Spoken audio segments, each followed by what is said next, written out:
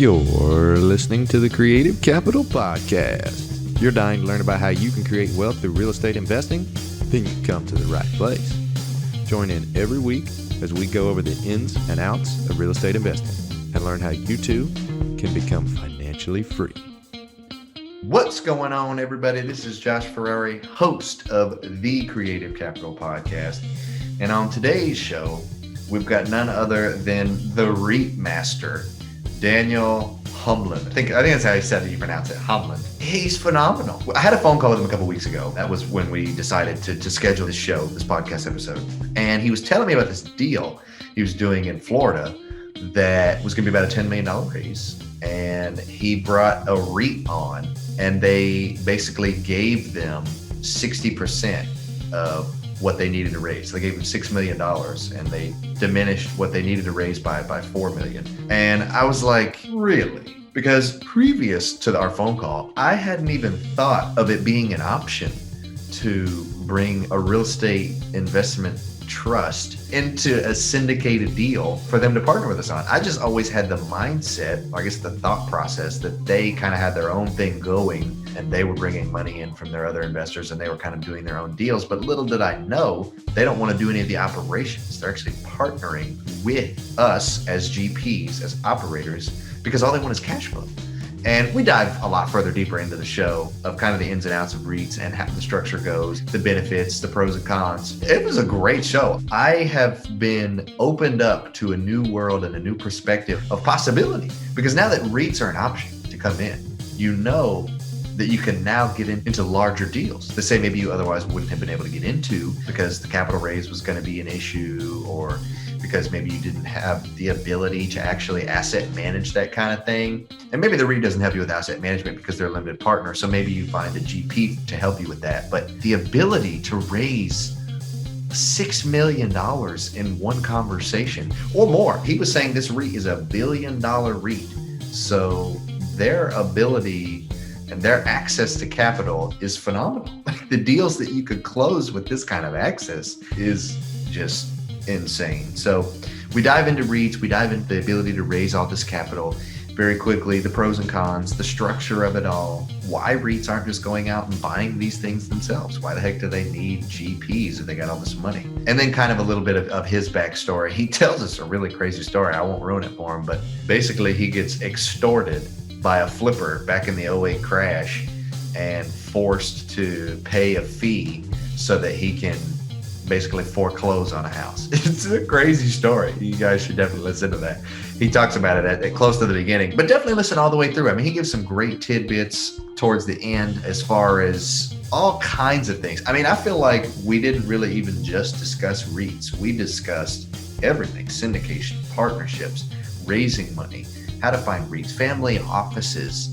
We talked about larger deals, him in the single family space, him going overseas to be like a missionary and just to serve over there. Just a ton of different awesome, cool things. I think Daniel's a really awesome guy. I'm so glad we were able to get him on the show. So without further ado, guys, we're going to jump right into the show. Hey, what's going on, Daniel? So good to have you out on the show. It's great to be here, Josh. Man, I am stoked to have you out on the show because we actually, not only because I think you're super interesting and everything you're doing is amazing, like these giant deals that you're closing, but we had a larger deal that we were looking at a couple of weeks ago, and it was right around the same time we had initially spoke. And it was just funny that you were like, yeah, we just closed this large deal with a REIT and so on and so forth. And this is kind of what happened and some of the structure. And I was like dumbfounded because I hadn't even thought that was an option for a syndicator. I'm just always thinking standard syndication. You're going to have to raise all this money. If it's a $10 million raise and you just can't make it work, then you bring on some other GPs that have access to other individuals that have more money. I didn't even think about like the bigger picture. So thank you, first of all, for like opening my perspective of what was possible on larger deals. But then also thanks just for being here, also coming into this. So for those out there that don't really know who you are and what you do, tell us a little bit about yourself and what got you interested in real estate. Sure. So my name is Daniel Holmlund. I am from Good Samaritan Capital, and we're a business that partners with multifamily investors in order to buy cash flowing apartments. And what got me started in this, I usually tell this story when people say, what's your background in real estate? But I started buying single family homes around 2002. But what really got me started was actually when I was really young. I was about 10 years old, and I was watching my parents go through some problems. They inherited a apartment complex from my grandparents, and it was 120 units in Aurora, Illinois. And they were having tax problems because they couldn't pay the inheritance taxes on the apartment complex. And so I was kind of a fly on the wall as like a 10-year-old listening to them work through how they're going to deal with this. And the thing that struck me, not really when I was 10, it was when I was later, was that I realized my grandpa, he worked at International Harvester, which is a farm equipment corporation. He was a mechanic there. He worked there his entire career until, he retired. And then once he retired, my grandma, who was the real financial genius in the group, said, hey, let's get together with your brother and buy this apartment complex over here, and we'll fix it up and rent it out. And that's what we'll do in our retirement. And so he said, okay, he bought the apartment complex with his brother. And it was only after he retired from his W-2 job at 60 something that he actually had something to hand down to my parents to create the problem. That kind of stuck with me. And I think I mulled it over in college, and I realized, hey, the only reason my grandpa had an inheritance to give to my parents is because he bought an apartment complex. He bought real estate. And that was after he was retired. His whole career, he didn't amass that. But after he retired, that happened. And so that's what originally planted the idea of real estate in my head. Yeah. So then from that idea of like, this is possible, or this is super cool, like, let me learn more about this. How did you go from that to where you are now? Well, okay. So I was involved in single family home purchases and flipping in 2002 until about 2006. And I was also working, a job at that time too. And then in 2006, my wife and I decided that we wanted to go make a real difference in the world. And we volunteered overseas for 4 years. And during that time, I was a hard money lender. I was lending to rehabbers. They'd fix up a property, and they'd give me like a 6-month balloon loan with 15% interest and a point. And so I'd get money back after 6 months, and I'd get it with 7.5% because the 15% was annualized. And it was a pretty good deal. I did that to help support us while we were over there, because we had to raise our own funds in order to go over. And that was just something I was doing on the side to kind of help us pay the rent and get food. And so that was in the middle of the financial crisis. So 2008 hit, and my rehabber called me up and said, actually, he didn't call me up. I had to chase him down. I spent a month chasing him down, going, hey, why aren't you returning my call? And I finally got a hold of him, and he said, hey, you're not getting your money back. And I went, oh, really? Well, what are we going to do about this? Are you going to deed me the house? I'm like, no, I'm not going to deed you the house. And he said, I know the laws here in Florida better than you do, and you're overseas. And so I'm going to drag you through court for the next 12 months. And it'll cost you about 11 grand, or you could just pay it to me and I'll sign it over to you. Wow. Okay. So when things go wrong is when you really find out what your partners are like. And of course, we got the lawyers involved, went through escrow, and he signed the house over, and I paid him the 11 grand and ended up with a rental home that was free and clear in Florida for the next 7 years. I sold it in 2015. And took about a year off of real estate, but then I started getting back into it because I really enjoy real estate. And in 2017 and 2018, I started learning more about real estate syndication and buying larger apartment complexes with a group of people. And so that's now what our business does. We have 835 units that we've general partnered on in about 6 different apartment complexes. So we have 122 units in Houston, 196 in Houston, a 172 in Memphis, Tennessee, a 145 in Fort Smith, a 200 in Montgomery, Alabama, and in about 2 weeks, we're going to be closing on another 148 units in Sarasota, Florida. And I think the Sarasota, Florida one was the one we were going to like really dive into. Yeah. But I want to pique your interest. Yeah. I want to just like recap what happened. The dude just said, you're not getting your money back. Like, first of all, you had to chase him down. And then he was like, no, I'm keeping your money. He was rehabbing multiple properties. Right. And he said, hey, my properties are crashing. I can't pay them back and you're not getting your money back. And I said, well, okay, that's fine. I own the mortgage. I can foreclose on you, which is, as you know, a hard money rehabber, you have collateral, right? You're not just giving the person and hoping that he's going to give you your money back. You've got the right to foreclose on them if they don't. And the problem is that could take some time. They could drag it through court, might cost you a fair amount in order to make that happen. And in that particular case, he was right. He knew the court system better than I did, and he could probably drag it out. And so he basically extorted me for 11 grand, and I gave it to him, and I never did business with him again. Yeah. But at the end of the day, like looking at that now, or even back then, I'm sure you knew the pros and cons of both sides, and the pro being like, well, I could just pay my way out of this and we can just be done with it. Yeah. A lot of people would look at that and they would say, I don't want to lose another 11 grand. You know, I'm already losing 50,000 or 100,000 or whatever it was that you loaned on it. I don't want to pay another 11 grand to get out of it. So we'll just drag it through court. Some people see kind of like the smaller picture, the here and now of like, no, I don't want to pay any more money. You're already screwing me.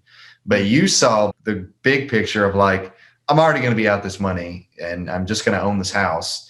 And I can either let it drag out forever and a day, or we can just say bye to another 11 grand, be done with it, and own a house that we can start making money on. Yeah, he could either collect the rent on it for the next 12 months while he drags me through court, or I could pay him and I can collect the rent on it. And I did. It was a mortgage-free house that I owned for the next 7 years and collected rent on, and then sold it when the market recovered. So I'm sure there was a lot of appreciation there too if it was in Florida. Florida took a big dip and then came up, and I sold it at a modest profit. But I collected rent the entire way through. Right. Nice. That's really cool. So, okay, jumping back into the syndication side of everything, where you said apartments is what you're going to do, and now you've got 800, 900 some odd units. That's a feat. You know, most people aren't ever going to own that many units ever in their life. And the fact that you've done it in a few years, plus your background of syndication, that's really cool. So I wanted to first dive into what the heck is syndication? How does that even work? Yeah. So syndication, whenever you're dealing with these really large apartment complexes, 100 units or up, you're not going to handle that on your own. You need partners.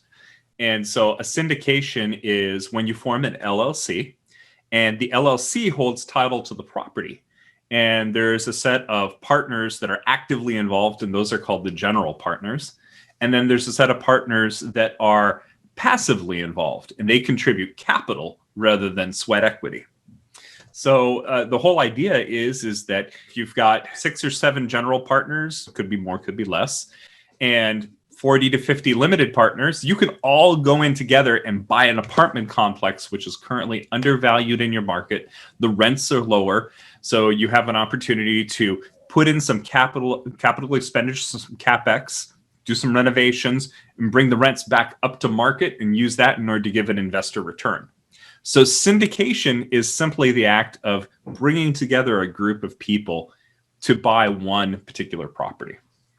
Right, which gives you that scalability, which I've definitely seen a lot more people enter into the multifamily syndication specifically space over the last few years. It is. I'm starting to see cap rates compress, even in my local area, Mobile, where there hasn't been a lot of outside eyes and where there hasn't maybe been a lot of competition. Cap rates have stayed at that, maybe 6 to 8% if you're looking at B or C class. And I'm seeing a lot of other places, primary markets like Texas or New York or Seattle or California or wherever. I'm seeing all those places. Those cap rates have already been compressing for years now. They're like 4% or something horrible. 2% in California. Yeah. And so we always felt good about our market. I mean, we still do, but here recently, submitting more LOIs and getting deeper into the game. And I think after COVID, what we've seen is that the competition has been a lot thicker. Submitting some of these LOIs, we got people like paying more than maybe the property's worth. And then some people trying to have the competitive edge are like, well, hey, I'll put my money hard on day one. Like I'll put 3% down on day one. I'm like, 3% of like a few million hard on day one. Like what if you don't close? It's crazy. And so gaining that competitive edge now, I've noticed to be a lot more difficult. So I know this maybe isn't necessarily the topic of the conversation, but I wanted to ask it's you. a good one though. Yeah. I was going to say through COVID, multifamily's been really interesting to watch because we actually were one of the groups that were bidding on a property and we just went under contract the week before COVID struck. And we were bidding on an 84 unit in Bradenton, Florida, actually. And we went under contract the first week of March. It was a nice property. It was going to give a great investor return. We had $50,000 of hard money down, which is not a lot actually for a multifamily property. It's a pretty light amount of money to put down. But 1 week later, we found out, everything was shutting down, and it really wasn't the seller that became the problem. It was our lender that became the problem, because the lender suddenly came back to us and said, rather than giving us a 75% loan, they wanted to make it 68%.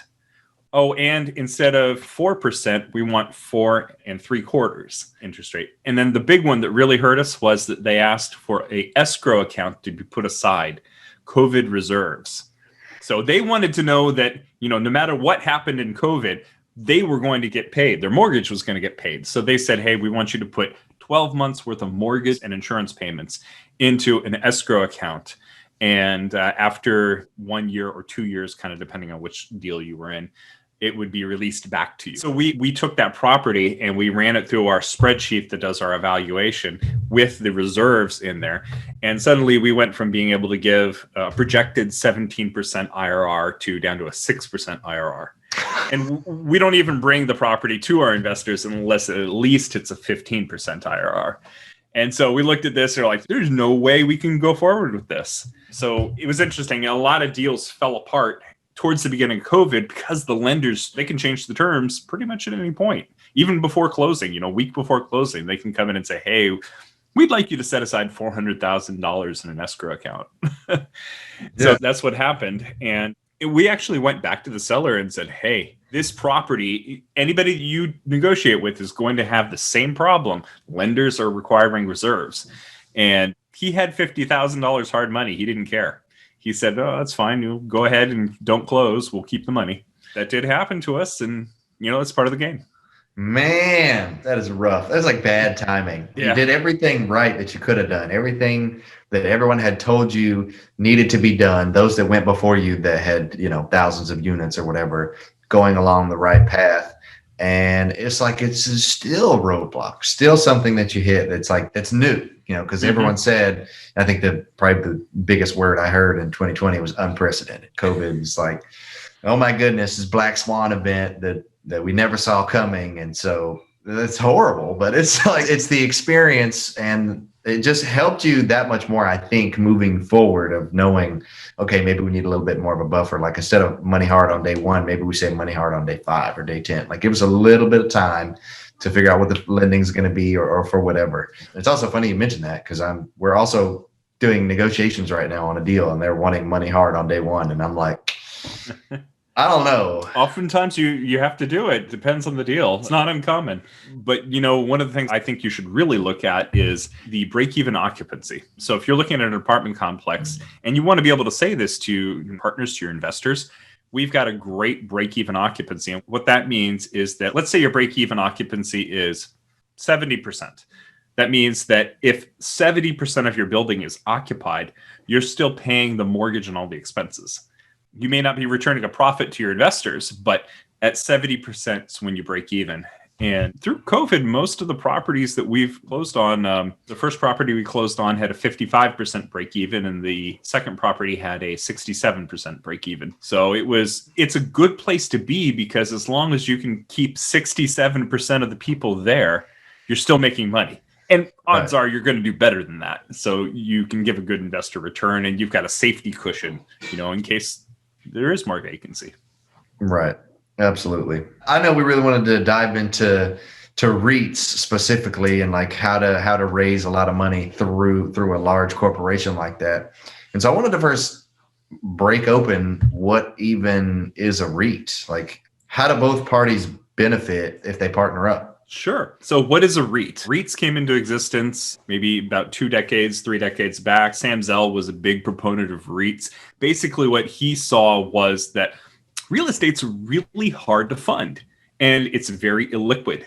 And so how can we break it up into a security and sell it in an open market so that we can raise large amounts of capital? And when REITs basically were invented, a large amount of capital was able to be pushed into the real estate market. And, it funded a lot of projects. It created a lot of improvement. It also created a lot of value in the properties. And it was a great way to be able to take an inefficient market and make it more efficient and benefit from the increased efficiency. So what a REIT is it's a security that's often sold on, an exchange. And the defining feature of it is that it usually gives something like 80 to 90% of all of its income back to the investors. So it has a dividend. It's an income-based security. When you buy a REIT, you're looking for income for the most part. You might get some appreciation too, but you're mainly looking for income. And so most REITs are looking for properties that generate cash flow. That's what they're looking for. And so they'll have a description of their particular fund. And maybe this particular fund funds, office space, or maybe it's retail, or maybe it's multifamily, or maybe it's all of the above. It depends on what it is. But a REIT will go in, it'll follow its charter, it will buy cash flowing properties. It'll distribute the majority of that cash in the form of dividends to its investors. And that's what a REIT is. And so how would the REIT or the individual, the syndicator, say, how would both parties benefit from that combined partnership? Sure. So for instance, in Sarasota, this was 148 units, and we had about a $10 million raise on it. And so we said, wow, that's a big raise. We need to bring in institutional capital. We'd actually partnered with a family office on a previous deal. In this particular case, we didn't partner with them, but my partner had an introduction to this REIT and this capital private equity company. And so we talked to them a little bit. And basically, the private equity company, they're looking for operators that have a track record, operators that have an asset which will generate cash. And our asset happened to fit that. And so they said, okay, we'll come in and buy 60% of your equity. So they'll buy about $6 million worth. And then you have to go raise the other 4. And we did that. One of the benefits to us actually was, and this depends on the REIT, but this particular REIT was not able to make use of the investor depreciation. And so, you have $10 million of equity that you need to raise. The people that invest in that get passed through cash flow. They get the depreciation from the property passed through. But in our case, 60% of it, which was being bought by this REIT, they said they couldn't use the depreciation due to their particular legal terms and charter. And so that meant that we had depreciation that we had to distribute amongst the other 40%. So it turned out to be a really good deal for our investors, because they actually, for every $100,000 they put into this property, they got $104,000 of depreciation in year 1. So that depreciation from the 60% got moved and distributed over the 40%. And so that was a really interesting thing that I'd never thought of with REITs, is that they may have different terms that they come to when negotiating with you.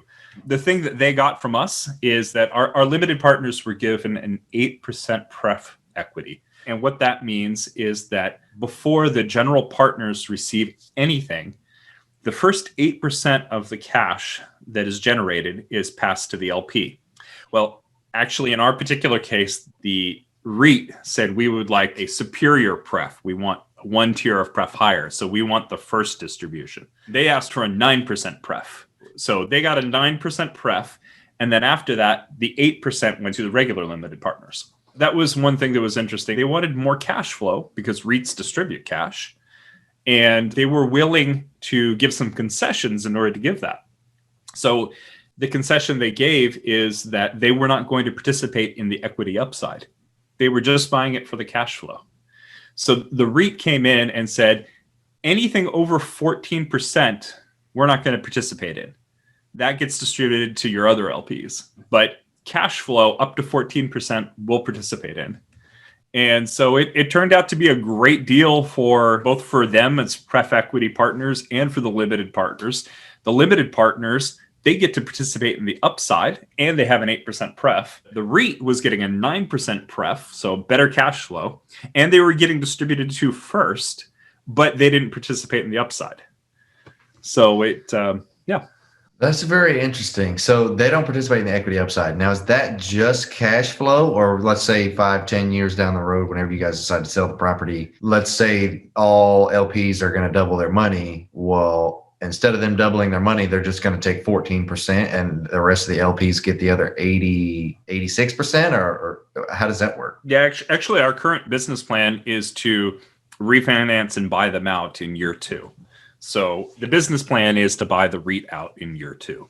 And if all goes well, we'll be able to do that. In the worst case scenario, we're projecting that maybe the REIT might still have $1 million of holdings. So we'll be able to buy out the rest of it. But the benefit is that when the REIT is bought out, the LPs then have, that 40% of the equity is now 100% of the equity. They get a good size of the equity upside. Wow. I should have invested in that deal.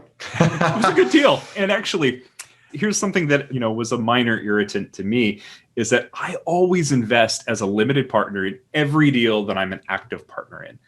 And in this particular case, our limited partners filled up so quickly, I didn't get my paperwork in time. I'm a general partner on this, but not a limited partner, simply because we raised $4.2 million in 13 days. And normally I work at it and then turn my paperwork in when I can, and I just missed the deadline. I got put on the wait list for my own deal. That's funny. And just to say here, I was a co-GP on this deal. So I was not the main sponsoring GP. There were partners who found it and put the deal together, and I came in as a person who was working on the financial committee and also attending the asset management meetings and bringing in investors. I'm a co-GP on the deal. Still love that. I think co-GPs are massive. Partnerships in general. A lot of people think you can go out in real estate and do it yourself. Like you're a one-man realtor or you're a one-man or one-woman flipper or whatever you are. It's such a highly networked industry that if you don't have a team, you might as well just forget about even slightly being successful. You might get lucky and do one deal all by yourself, great, and it might take you 12 months and good for you. But if you really want to be successful and grow in this, you are going to need a team of people surrounding you. Yeah. In syndications, the job is simply too big for one person to do. You have to maintain all the broker relations. You have to do all the financial modeling. The property that we bought in September in the middle of the COVID crisis, we actually modeled 73 properties before we chose this one. It was a lot of work. There's a reason why GPs get an acquisition fee, because it's for all their time and effort they put into finding and organizing and putting together the deal, and all the risk they take in paying the inspectors and putting down hard money, etc. So there's the people finding the deal, the people underwriting the deal, the people that are bringing in the investors or capital raisers, the people that are putting down earnest money and non-refundable deposits, people signing on the loan, the asset manager, the investment managers, so somebody who communicates out to the investors. There's a lot of people, and they range in abilities from people that have heavy math backgrounds doing the financial modeling to people that have people skills and are dealing with investors, but can still explain a financially technical topic. So it really is a team effort, and there's people with all different skill sets that are involved. Love it. So, Daniel, why wouldn't the REIT, who's got millions, if not billions of dollars, depending on the REIT, why wouldn't they just buy the deal themselves? What do they need syndicators for? They need operating partners. So they're not interested in the projects of, repairing the kitchen or putting in flower beds in the gardens. They're not interested in the day-to-day details. They're interested in somebody who knows that area already, who has a track record already, and can run the deal for them. So they're passive investors. They're buying into the equity as limited partners or preferential limited partners. And they're in it because they need the cash flow for their REIT. And now, do most REITs target a certain, say, demographic or market or asset class of deal? It entirely depends on the REIT. I mean, private equity is a jungle, basically. Every group does it slightly different. Contracts are different. It really depends on who you're negotiating with and what they're looking for. So now, how do we find these REITs? There's a ton out there, I'm sure. But at the end of the day, how do you just spark a conversation with like a CEO or whoever, some kind of employee of this REIT, to where they're actually interested in what you're doing? Like, how do you create credibility, and then how do you find them? Yeah, to a certain extent, it's a word of mouth game, right? You build a reputation for yourself. You find people that have connections, and you get an introduction. It's good old-fashioned footwork to a certain extent. You have to have a good reputation and be hustling so that people notice you and want to give an introduction. And so you're saying finding the REIT would be highly networked, like what we were talking about earlier with partners. Yeah, absolutely. Absolutely. Me personally, I wouldn't even know where to begin. If I were you, I'd start interviewing people that own REITs on your podcast. Yeah, just bring in somebody who's dealing with acquisitions and REITs and interview them, and you'll start making connections. It's a very good point you got there. Might have to put that on the calendar. Okay, so you've answered a lot of the REIT questions, and I think you really gave us most of the detail of that deal. But was there any last parting, like something really cool or something negative that maybe comes from partnering with a REIT? Honestly, it was pretty good. They made our raise go from 10 million to 4 million. They distributed their depreciation to the group. It's been a good partnership. We're closing actually February 19th, 2021. It's our current closing date. So it hasn't quite happened yet, but so far it's great. So what about the timeline from introduction to the REIT, or like having the pre-existing relationship, to actual closing? I mean, what does the paperwork look like? And then how long does it normally take for them to be like, yes, let's do this? Well, okay. So one caveat, my partner was the one who had the relationship beforehand. So a lot of that I wasn't actually privy to, but they came in, they looked at our deal. This was a large REIT. They actually were over $1 billion. And so they had the resources to go out and do their own research. They did their own financial due diligence. They did their own underwriting. They came back and said, this is a good deal. And that was great for us too, because we could then go to our investors and say, hey, this big REIT thinks that this is a good deal. So they came to the same conclusion that we did. We think this is a good deal too. So they went through all of their own due diligence independently of us. And then we sat down and negotiated out an amount that they were interested in investing. So that's kind of what the overall process looked like. I guess the last question before we kind of jump into the next segment. How did you raise $4.3 million in 13 days? How does one do that for the newbie out there, or for the intermediate that's maybe done a deal or two but has never had to raise that much amount of money, especially not that quickly? So one thing you need to do is you need to be having investor conversations all the time. So the SEC, of course, requires that people that participate in syndications, usually syndications file for an exemption from being from the SEC filings under 506B or 506C. And in our particular case, this was a 506B. And one of the limitations of that is that we can take 35 non-accredited investors and unlimited number of accredited investors. And just for your audience, if they don't know, an accredited investor is somebody who has a net worth of $1 million, not including their primary residence, or an income of $200,000 for the last 2 years with the expectation that they will have it in the next. Or if it's a married couple, $300,000 over the last 2 years with the expectation they will have it in the next. And actually, just here recently, they changed the accredited investor laws a little bit so that some people that have financial certificates can also be considered accredited. But that was more the historical version of it. And I'm losing my train of thought. What was the original question? We were discussing how to raise how to raise it, money. Right. Yeah. So have these conversations and just let people know that you're interested in partnering with them. Hey, if you're interested in partnering with me, by the way, go to reiforprofessionals.com. We have a sign-up place there to be notified. This is a podcast we are launching, and we're really looking forward to it. My partner, Carmen Detloff, and I are going to be talking about how to invest when you're busy. But have conversations with people, have your investors lined up and ready to go. They should know the sort of deals that you're interested in participating in, so that when you actually get one, you can send it to them and say, hey, we're looking for a commitment from investors.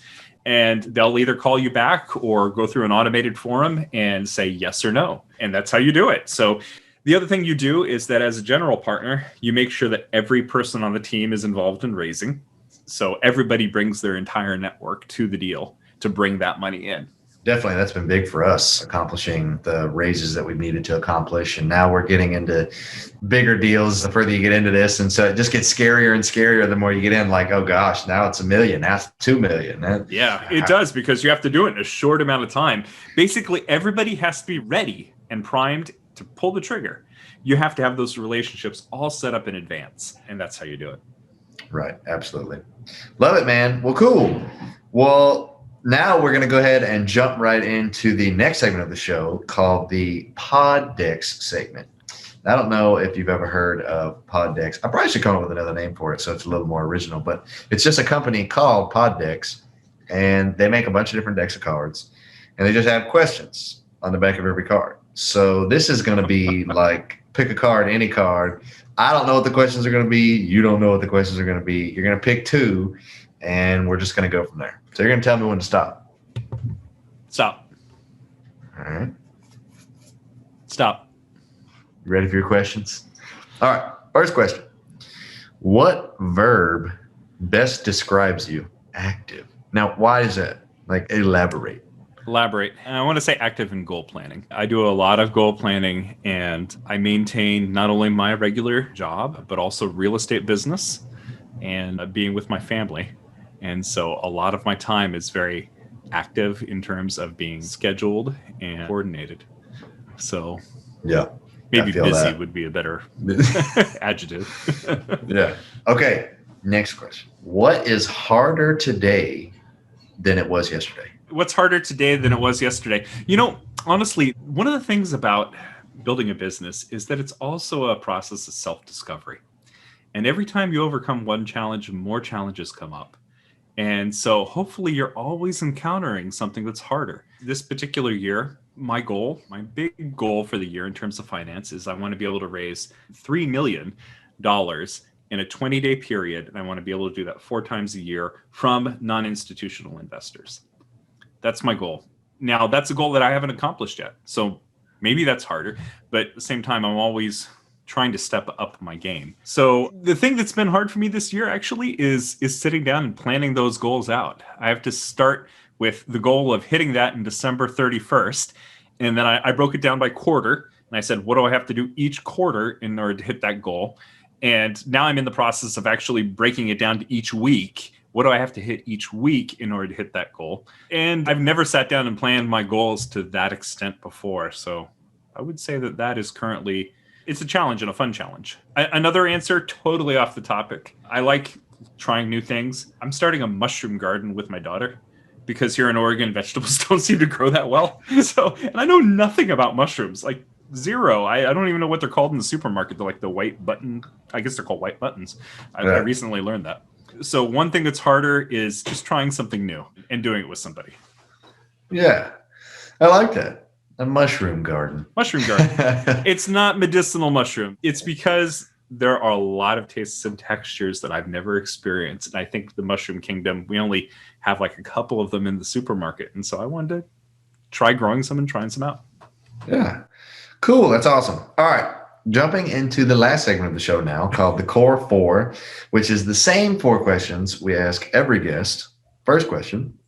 What is your favorite real estate related book? Long Distance Investing by David Green. He goes through and lays out how do you find a rental home or an Airbnb home? How do you do due diligence on a market? How do you put all your relationships together? And it's a fairly easy read, but it's just basic and super instructive. It's a great book. I believe it might be part of the Bigger Pockets series of books. Yeah. But I listened to that in audiobook and it was a great book. Yeah, I haven't actually read all the way through that book. I feel like I need to because we're trying to expand now into further markets. So it just makes sense to get the basic education on all of the things you just mentioned. But it's also funny that you said that because I was listening to their podcast, their real estate podcast today. I think it's their most recent episode, or maybe it wasn't. I don't know. I was listening to it while I was working out. And David Green was actually talking to the guest, which was Kevin, their producer. And then, obviously Brandon was there, but he was kind of talking to Brandon. And he's like, Brandon, I think you're a better writer than me. And Brandon was like, whoa, wait a second. No, I am not. And he was like, well, just the way that you write, like you say one thing and it reels the people in And he's like, I feel like the way I write is very dry and to the point. And so it's funny that you mentioned that, the fact that you really liked his book. And I liked it too when I was reading it. So I'm not exactly sure where he was coming from on that, but that is. You know, one of the books that I didn't actually make it all the way through? What? The One Thing. It's a book about concentrate on one thing at a time and then go to the next thing. And I read about halfway through it and I got distracted by something else. That is hilarious. Okay, next question. What do you think your unique skill is that helped you become successful? I'm very driven. I'm analytical. What's my unique skill? Unique. I don't know if there is a unique skill. Frankly, in this business, all the different skills are needed. Marketing, financial analysis, boots on the ground, like all of the skills are needed in order to succeed. But I would say that actually my unique skill, it's the same skill that I use in my job. I work at a job at Intel where I work with computer vision and artificial intelligence.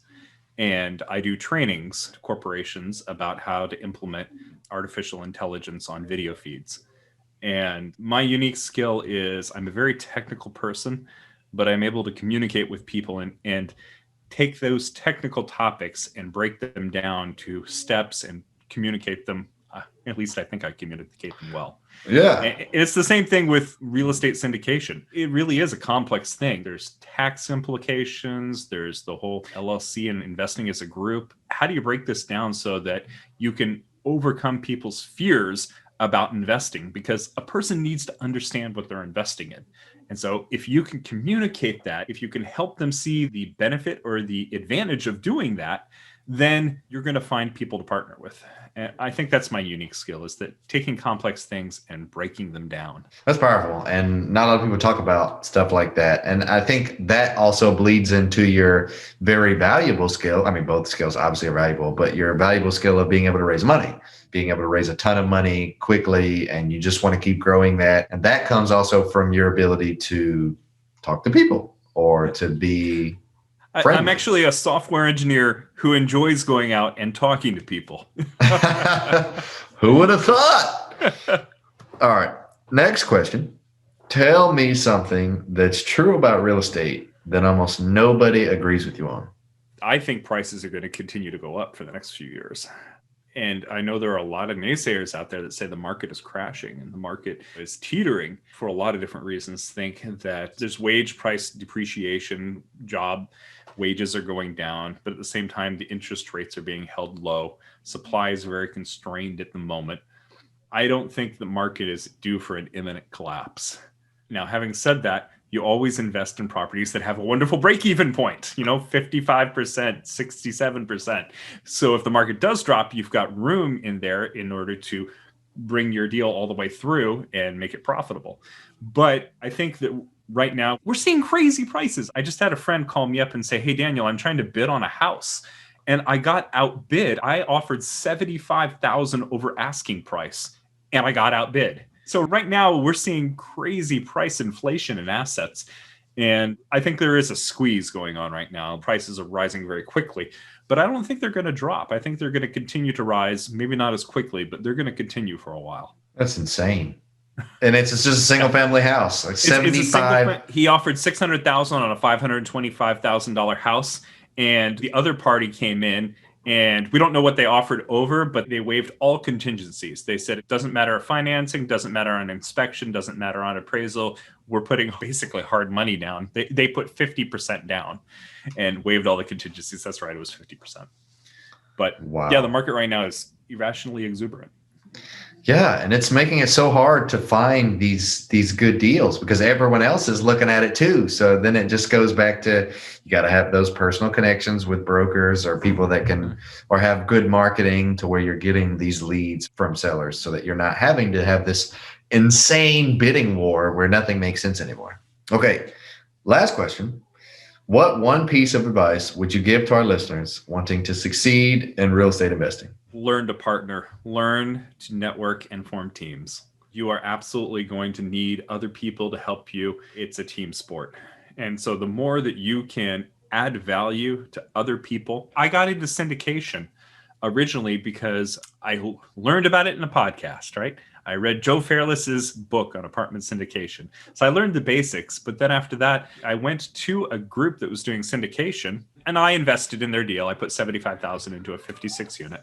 But then I went to them and I said, hey, send me all the legal paperwork. I'm going to read through everything.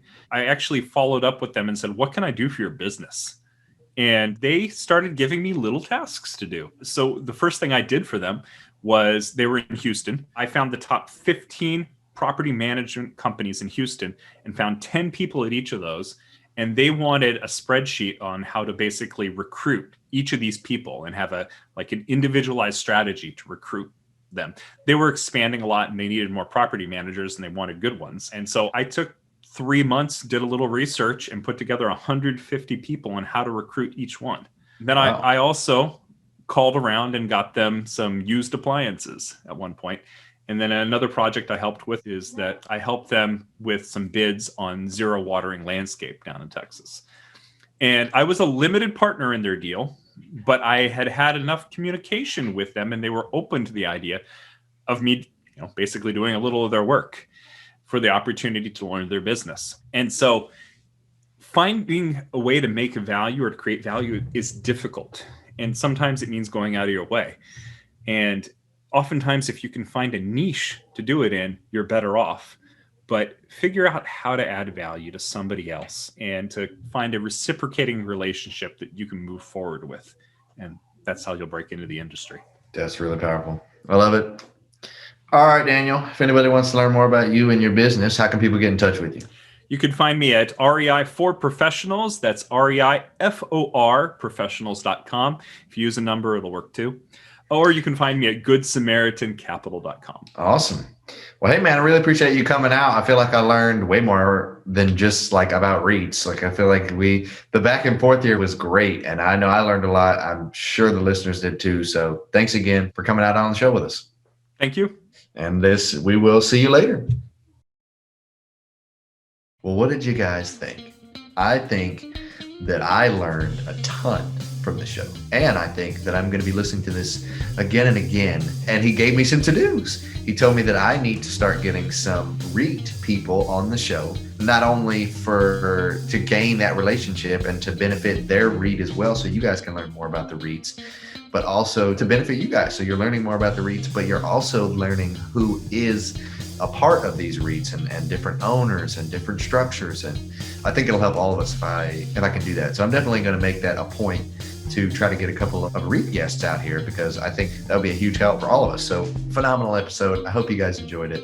I know I did, but that is pretty much all I got for you guys today. Please subscribe. Please leave a rating and review. It helps a ton with other people being able to find the show, other people being able to hear the same things you guys are and getting the same knowledge and experience and expertise that we're kind of spitting out here. We want as many people as possible to be able to benefit from the show. So leave that rating, leave that review, subscribe, keep listening to us. And if you're interested in potentially investing with us, feel free to go on our website at ferraricapital.com/partnership. You can fill out that there and you'll be on our investor list. You'll be able to see any and all updates that we have going on. You'll be staying updated on the podcast. You'll be staying updated on our monthly newsletter. Just a ton of great stuff. You can also check out our free ebook on the website, The Ultimate Guide to Multifamily Syndications. So you can read that if you're a newbie really trying to get into the space. You just want to learn the structure, kind of how everything works. Feel free to get that. It's absolutely free ebook on our website, ferraricapital.com. That's all I got for you guys. So this is Josh Ferrari signing off.